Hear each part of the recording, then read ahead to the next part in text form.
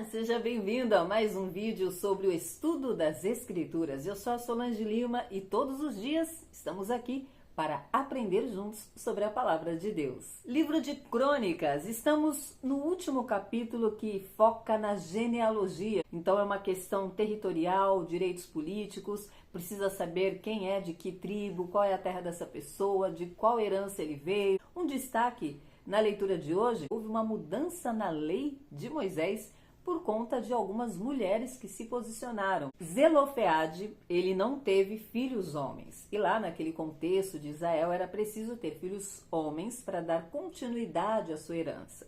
E eram os homens que herdavam as terras.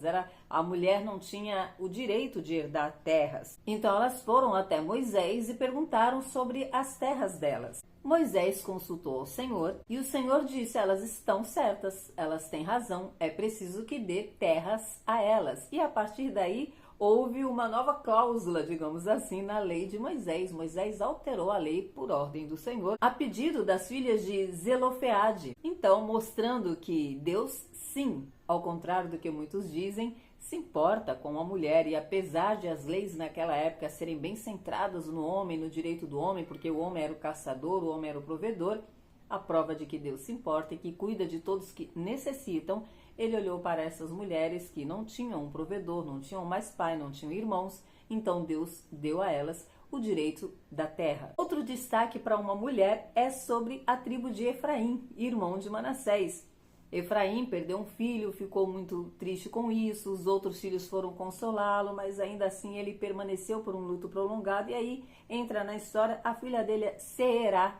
E essa mulher é uma filha mulher de Efraim, ela teve tanto destaque na história que ela conseguiu levantar uma cidade. Ela fez uma cidade, inclusive tinha o nome dela, a cidade. Uma mulher com grande destaque na tribo de Efraim. No próximo capítulo, então, o cronista vai deixar claro a razão de ele ter ocupado 8 capítulos falando de genealogia. Os salmos de hoje é o último salmos escrito por Asaf. Ele começa pedindo para que Deus não guarde silêncio ou não fique em silêncio, que ele não se cale, que ele não fique impassível diante de tudo que o povo está sofrendo. É mais uma vez um relato de sofrimento, só que o destaque aqui é que Asaf está falando de irmãos deles. Ele está citando, por exemplo, o povo de Moabe e de Amon. Esse povo são os herdeiros dos filhos que Ló teve no incesto com as filhas dele. Asaf está falando desse povo que estava em guerra contra o povo de Deus, mas eles também são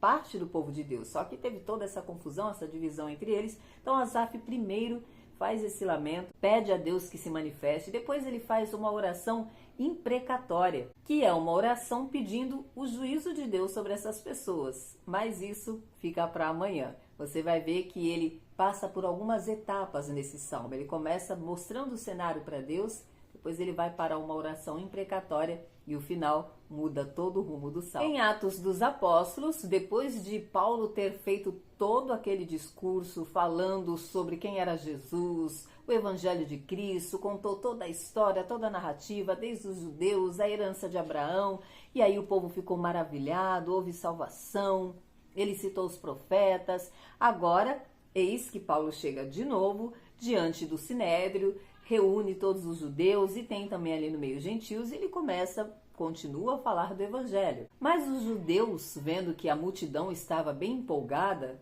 acharam ruim e começaram a se levantar contra Paulo, blasfemando, contradizendo tudo que ele dizia.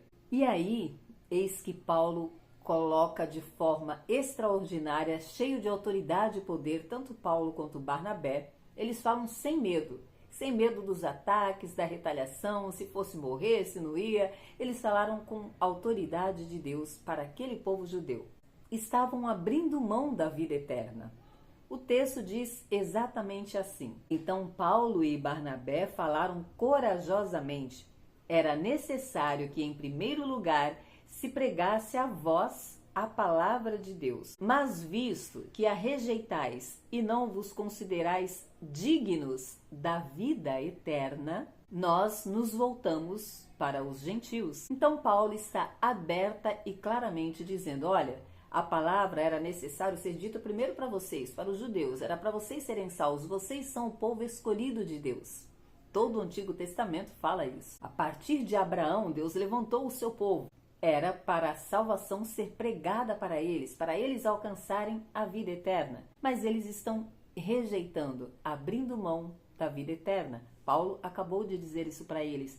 Era para vocês, visto que vocês não se acham dignos de receber a vida eterna, então nós vamos pregar para os gentios. E Paulo completa dizendo que isso não é coisa da cabeça dele. Ele diz, porque assim nos ordenou o Senhor. E diz que Deus o colocou como luz entre os gentios, a fim de que essa salvação se fosse até os confins da terra.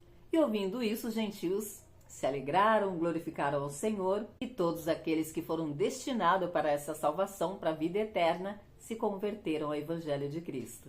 Mas os judeus, claro, insistiram, se revoltaram contra eles, incitaram as mulheres para que se revoltassem contra eles. Então Paulo e Barnabé claramente foram expulsos. E aí entra aqui um texto que o Senhor Jesus ensinou para os discípulos. Está lá em Mateus 10 e 14, que o Senhor, quando mandou os discípulos irem, falou para eles, a cidade que você chegar e não te aceitarem, não ouvirem a palavra que você vai levar, sacode o pó ali, bate a sandália e sai dali.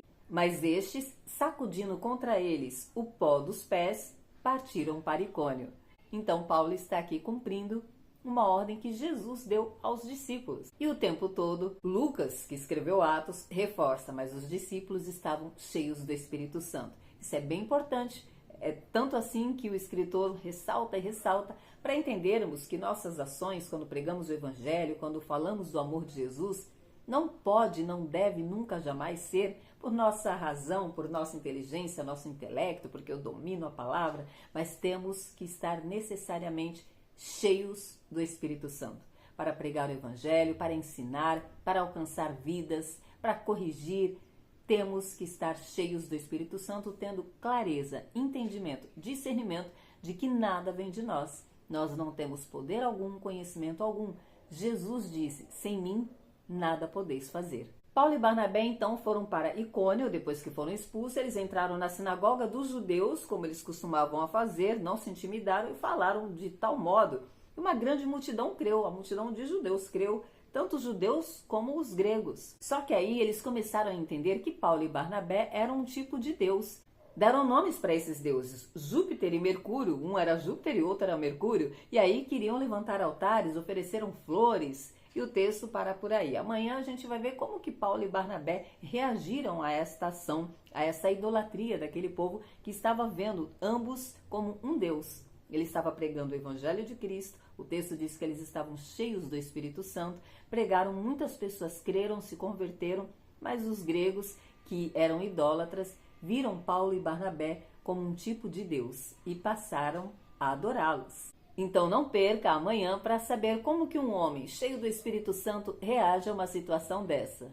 Porque nos dias de hoje continuam levantando altares para homens, mas os homens se colocam no altar. Então, muito obrigada por acompanhar e até amanhã, se Deus disser que sim.